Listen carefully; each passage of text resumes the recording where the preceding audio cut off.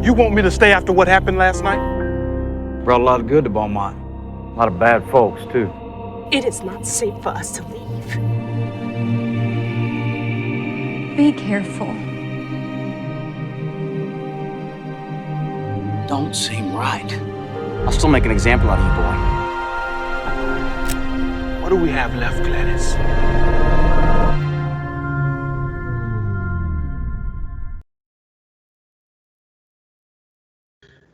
Thank you for coming to StarNet Studios. I am Andre Tucker. Appreciate you coming by today.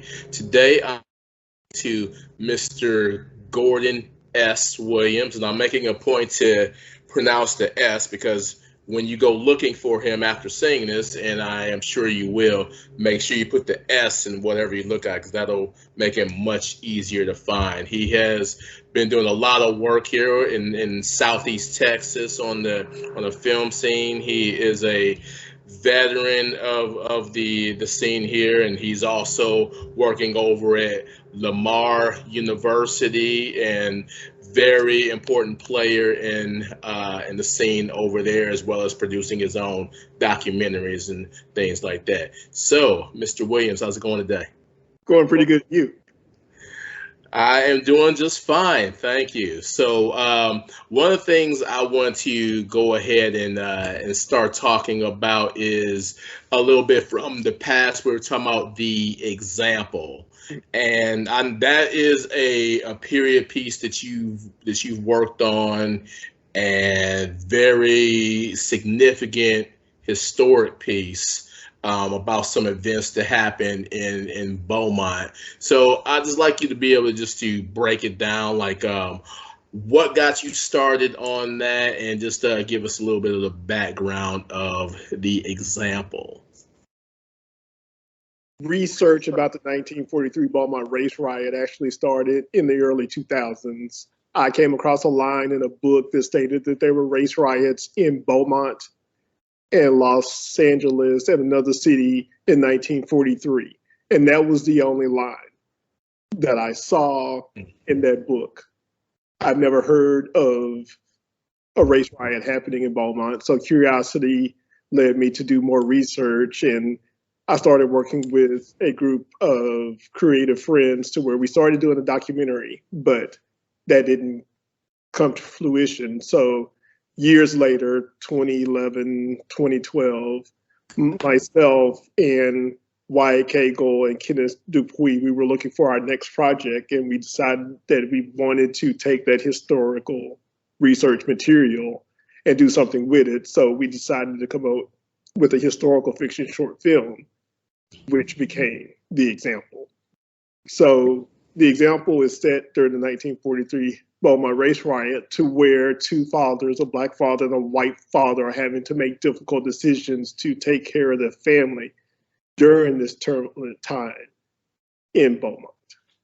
So it's a very story that reveals humanity and connection and similarities if people will sit down and watch it. We found out that the race riot notion of it kind of scared people away at the beginning because they put such films in a box. Oh, I know what this is going to be already. So we wanted people to get past that and find the commonality, the humanity in the story. And how did, now you said you were not as familiar with it when you first heard about it, and I can say the same thing. So, and I doubt if we're alone on that. How difficult was it for you to get some answers when you went looking further into the story of what happened in those days? At first, it was, when we were working on a documentary, it was difficult to find people that were willing to talk about it. And there's still people that are unwilling to talk about it. There was some resistance from some people that we actually made this short film. But as we started doing more research and we actually did the film and started taking it around the film festivals and stuff, people actually started to tell us more about some of the occurrences. And I recently just heard from another individual a couple of months ago, a descendant for someone that was involved in the riot. So stories are still coming out, and it's 5-6 years after we released the project. Now, from a filming standpoint, what was it like? I mean, today we're talking in 2021. What was it like shooting for 1943 to be able to bring that time period to the screen? I mean, you would have had to use some different, cars and just different objects and clothing and things like that. I mean, I know it's not like a Civil War, Revolutionary War thing going back that far, but what was that like shooting for the 40s to bring that imagery to life? Well, in the writing, I had to be aware of resources. And when you watch the example, you'll see that we were very strategic in our locations. We needed a dark road. Again, with a dark road, you can't tell the time period exactly. We were actually blessed to find vintage cars within this area. And we had local help with costuming and wardrobe and stuff. Again, pulling resources from the area to help us make this come true. So it was definitely a lot of research, and again, working on that documentary part gave us the photographs and stuff to take a reference from so we could recreate what we needed to for the short film.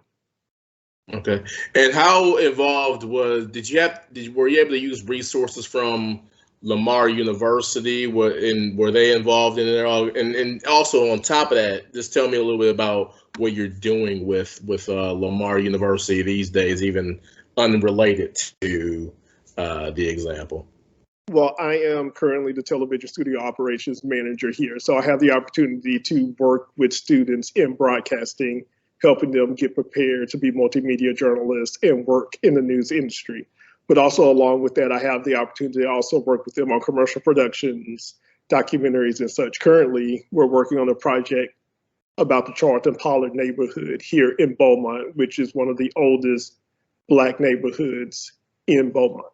So again, through my creativity, I'm having the opportunities to work with colleagues like Jonathan Tippett here at Lamar to create opportunities for students to get hands-on experience in this industry.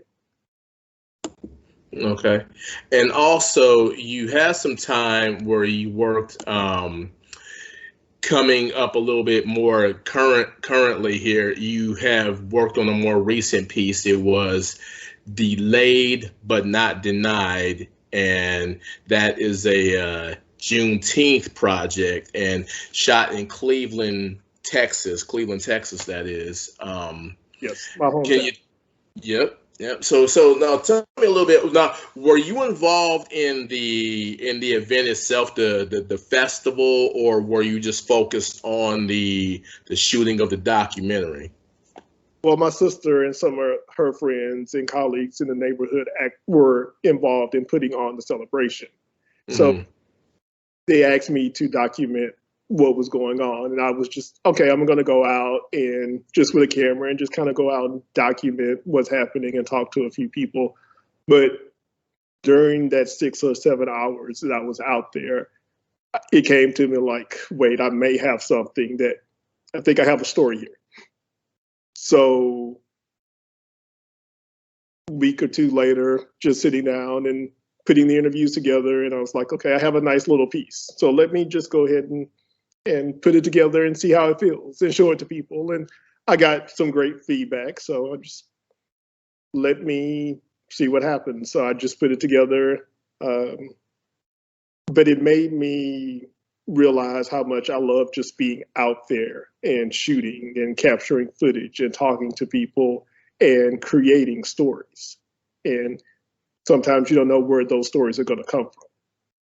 And this was definitely one of those things that happened.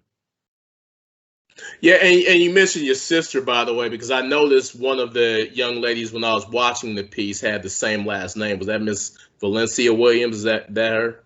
Yes. All right. So some people, one of the things that kind of stood out to me was when she was talking about, because Juneteenth is, something that's been recognized in Texas, here in Texas for a long time. But is more recently acclaimed the national attention more recently. More people around the country are taking notices. So what does it feel like to be able to be part of bringing something like Juneteenth to more pairs of eyes? Again, it's for me being in that situation and watching these things just kind of come together. Finding out it was going to be a national holiday the week of, and kind of seeing the excitement build in people and they're talking about it. And you feel that excitement when you're out there documenting this footage. And stars were aligning, things were coming together. There were some divine things happening. So it's just, I'm in awe of it and how it came together. And I have a piece that I could share with people and also get the word out about Juneteenth and the importance of this holiday to Black people. All right. So tell me this. So you do have your own production company that you've done this with. It's G Sharp Productions.